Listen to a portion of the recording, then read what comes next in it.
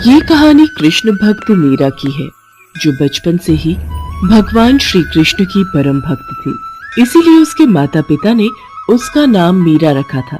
मीरा के पिता फलों का ठेला लगाते थे और माँ लोगों के घरों में बर्तन साफ किया करती थी। फिर भी घर चलाना बड़ा मुश्किल हो जाता था। वो सभी एक टूटी फूटी झोपड़ी में रहते थे। जैसे जैसे मीरा बड़ी होती जा रही थी, कृष्ण भक्ति में उसका मन और ज्यादा लगने लगा था। उसने अपनी झोपड़ी के कोने में भगवान कृष्ण के बाल स्वरूप को स्थापित किया हुआ था। वो अपने बाल गोपाल का पूरा ख्याल रखा करती थी। एक रात बहुत तेज बारिश होने लगी। मीरा की झोपड़ी में छत से पानी टपकने लगा और झोपड़ी में पानी भरने लगा। मीरा की माँ घबरा गई और मीरा से बोली, मीरा, ओ मीरा, जल्दी उठ बेटा, बारिश का पानी अंदर आ रहा है बेटा। मीरा को आवाज लगाने के बाद लीला अपने पति को उठाती है। तीनों घबरा जाते हैं। मीरा उठते ही सीधे अपने बाल गोपाल की मूर्ति को उठा लेती है और अपने माता पिता के साथ बाहर चारपाई पर बैठ जाती है। वो तीनों बारिश के थमने का इंतजार कर रहे थे, लेकिन बारिश नहीं रुकती, बल्कि पहले से भी तेज हो जाती है। धीरे धीरे झोपड़ी में घुटने तक पानी भर गया और सारा सामान पानी में बहने लग गया। ये देखकर मीरा के पिता रामू ने अपनी पत्नी लीला से कहा, लीला, पानी बहुत भर गया है, बारिश भी थमती नहीं। दिख रहा है हमें यहाँ से निकलना होगा। लेकिन हम जाएंगे कहाँ इतनी रात में? घर का लगभग सारा सामान पानी में बह चुका था, लेकिन मीरा ने अपने बाल गोपाल को कसकर पकड़ रखा था। रामू किसी तरह लीला को लेकर झोपड़ी से बाहर आ गया। बाहर तेज बारिश हो रही थी। तभी मीरा ने अपने पिता से कहा, बाबा, पास में ही कृष्ण मंदिर है, चलिए हम वहीं चलते हैं। वहाँ ये पानी हमारा कुछ नहीं बिगाड़ पाएगा। बिल्कुल सही कहा बिटिया, अब कृष्ण कन्हैया ही हमें बचा सकते हैं। लीला, जल्दी चलाओ। तीनों बारिश में भीगते हुए मंदिर पहुँचते हैं। मंदिर थोड़ी ऊंचाई पर था, इसलिए वो वहाँ पर सुरक्षित थे, लेकिन उनकी झोपड़ी पूरी तरह से बर्बाद हो चुकी थी। ये देखकर तीनों की आंखों में आंसू आ जाते हैं। लीला रोते हुए कहती है, हे भगवान, ये क्या हो गया? अब हम कहाँ रहेंगे, कहाँ जाएंगे हम? माँ, तुम परेशान मत हो, तुम देखना, मेरे बाल गोपाल सब ठीक कर देंगे। तीनों पूरी रात मंदिर में ही गुजारते हैं। मीरा श्री कृष्ण की मूर्ति को हाथ जोड़े देखती रहती है। सुबह होते होते बारिश भी रुक जाती है और मंदिर के पुजारी मंदिर में आते हैं। वो रामू और उसके परिवार को वहाँ देखकर पूछते हैं, क्या हुआ बेटा, तुम लोग रात भर मंदिर में ही थे क्या? हाँ पुजारी जी, वो मेरी बेटी मीरा भगवान कृष्ण को बड़ा मानती है और कल उसने हमें इस मंदिर के बारे में बताया। मैं जानता हूँ उस बच्ची को, हर रोज यहाँ आती है अपने बाल गोपाल को लेकर। छोटी सी उम्र में इस बच्ची की भक्ति देखकर मैं तो दंग रह गया था।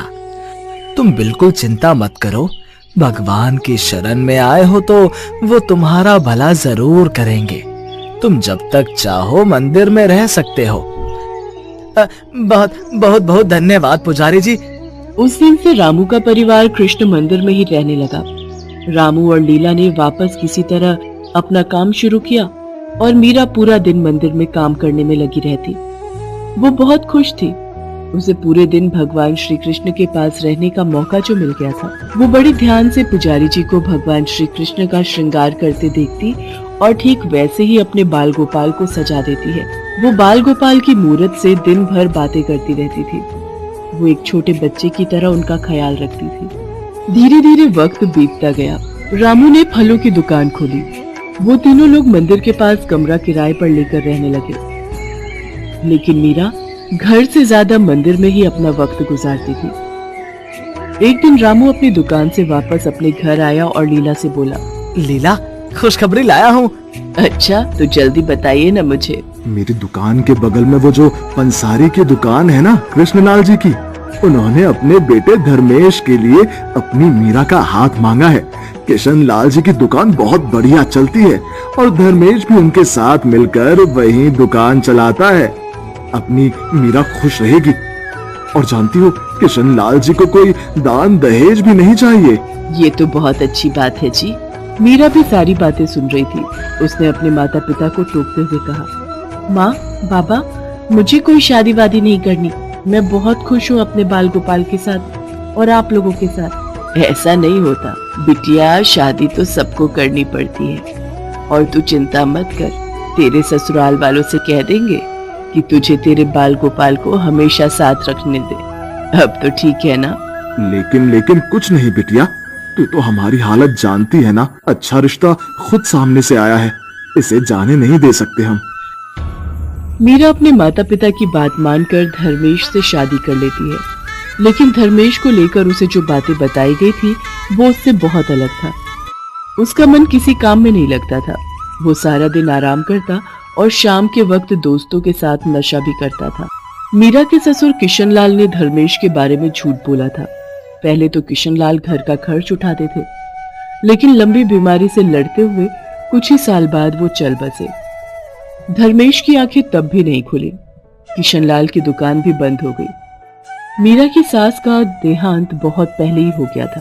ऐसे में धर्मेश और अपना पेट भरने के लिए मीरा ने लोगों के घरों में काम करना शुरू कर दिया। इन सब की वजह से मीरा अपने बाल गोपाल के साथ ज्यादा वक्त नहीं बिता पाई थी, जिसका उसको बहुत दुख होता था।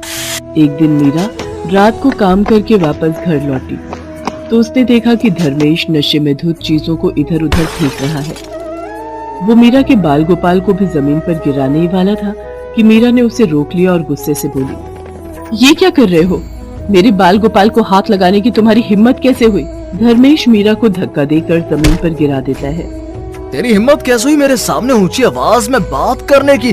जो दारू की बोतल लेकर आया था वो कहाँ है? मुझे दे जल्दी से, नहीं तो मैं तुझे घर से बाहर निकाल दूंगा अभी।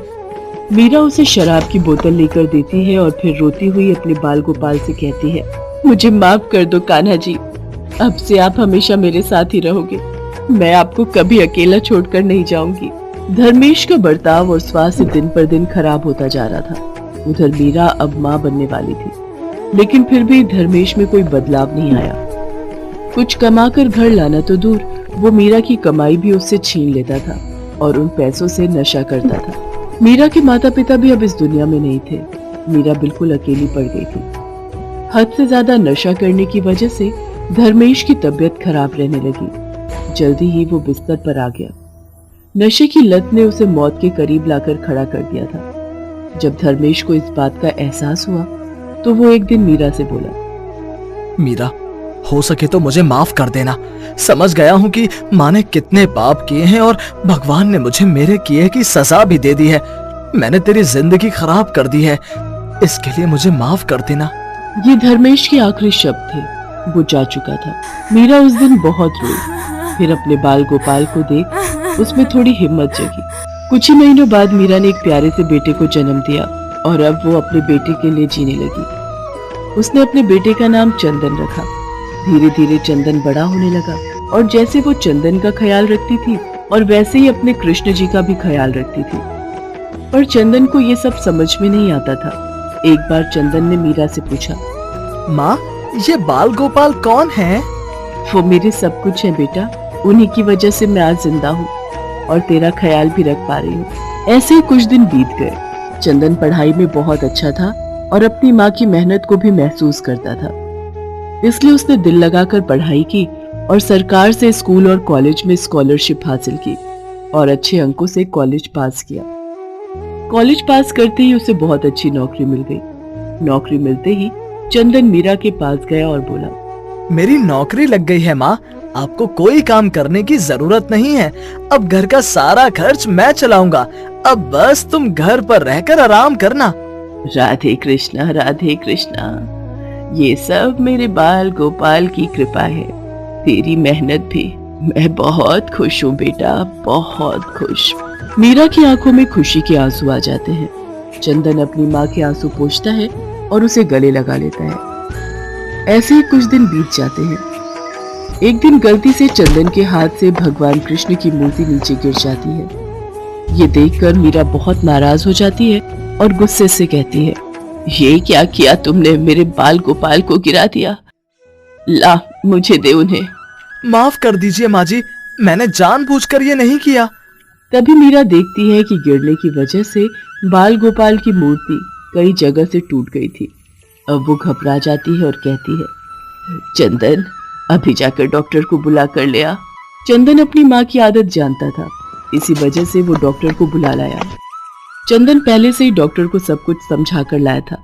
डॉक्टर साहब, मेरे बाल गोपाल गिर गए थे, बहुत चोट आई है, आप इन्हें जल्दी से ठीक कर देंगे ना? डॉक्टर चंदन की तरफ देखता है और चंदन का इशारा देखकर वो बाल गोपाल की मरहम पट्टी करने का दिखावा करता है। फिर उन्हें मीरा को देते हुए कहते हैं, लीजिए माँ जी, ये ठीक हो गए। अभी कैसे?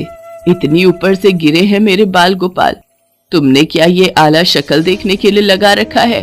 इसे लगाकर मेरे बाल गोपाल की जांच कर लो कि सब ठीक है ना? डॉक्टर फिर चंदन की शक्ल देखता है, उसके इशारा करने पर फिर आला लगाकर जांच करने का दिखावा करता है। उसके बाद जो हुआ उसने डॉक्टर के होश ही उड़ा दिए। उसे बाल गोपाल की धड़कन सुनाई दे रही थी। उसने एक बार नहीं कई बार जांच की, पर हर बार उन्हें दिल की धड़कन की आवाज सुनाई दी। डॉक्टर के चेहरे का रंग ही उड़ गया। उसे ऐसा देख चंदन ने डॉक्टर से पूछा, क्या हुआ डॉक्टर साहब, तबीयत तो ठीक है? डॉक्टर आला देकर चंदन को भगवान बाल गोपाल की धड़कनों की आवाज सुनाता है। वो दोनों ही दंग रह जाते हैं। फिर मीरा उनसे आला छीन लेती है और कहती है, लाओ ये मुझे दो, पता नहीं क्या खेल कर रहे हो इतनी देर से। मीरा भी बाल गोपाल की धड़कन सुनती है, लेकिन चौंकती नहीं, बल्कि उसे अच्छा लग रहा था। ऐसा लग रहा था कि वो कई सालों से इन धड़कनों को सुनती आ रही है। उसके चेहरे पर संतोष था।